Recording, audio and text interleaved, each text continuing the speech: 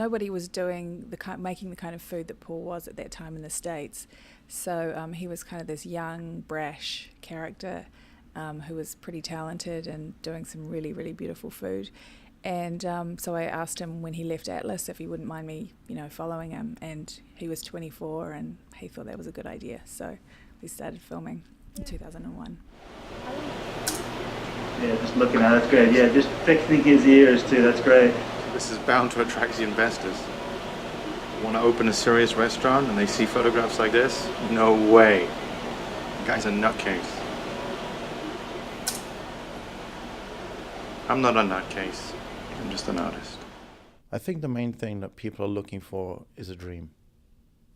People come to our restaurant with a dream of what their experience could be and should be. It's our duty to deliver that dream.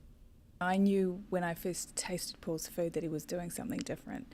It's been an education to see the whole critical process of food reviewing and food critics and bloggers, and that's been a really interesting.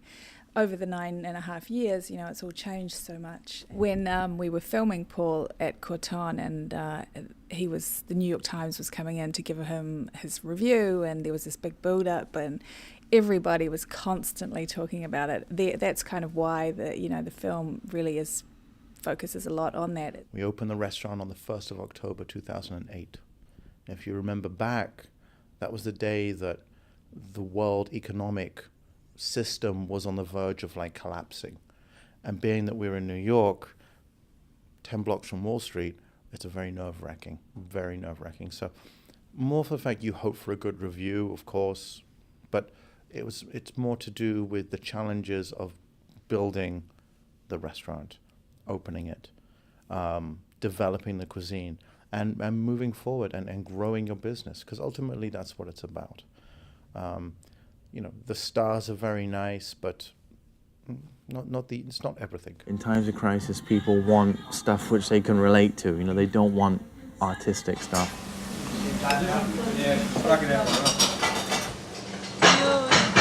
You coming to explain them? Yeah. Okay. I don't consider myself an artist.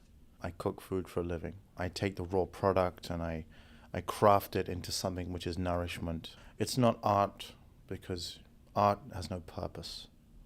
Food has a purpose. Food is something to be eaten. Now, what we do with it, that's being the creative gardener. I think the film has a broader appeal than just the whole food movement. He's a really driven character who is a perfectionist and strives to do something at a really high level. For me, the most important thing starts with the product. Anybody that would be bored by the daily routine of cooking should go look at the fish market. This alone should be absolutely inspirational for anybody that wants to take something and try something different.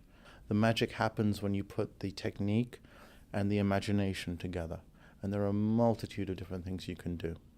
Enjoying what you do is the most important thing. If you don't enjoy cooking or you don't enjoy food, then it's pretty pointless if you want to make something sparkle.